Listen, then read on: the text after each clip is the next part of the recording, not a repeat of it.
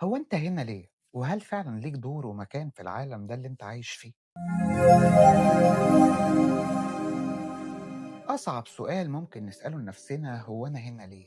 لأن أوقات كتير بنحس إن إحنا تايهين، بنعمل نفس الحاجات كل يوم من غير هدف، وبنحس إن وجودنا أصلا ملوش أي قيمة.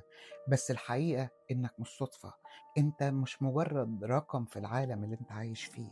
لأن باختصار ربنا لما خلقك كان عنده فكرة عنك أكبر بكتير من اللي أنت متخيله عن نفسك.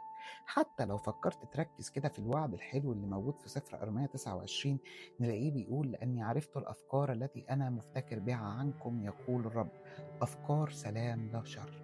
لأن باختصار ربنا مش بيفكر فيك كعبء أو كحاجة زيادة، هو بيفكر فيك بخطط سلام علشان كمان يديك مستقبل مليان رجاء.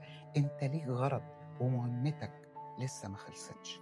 خليك مطمن وعيش مع ربنا، وانت عارف انك مش مجرد عدد، لكن انت ليك خطة عظيمة جدا عنده.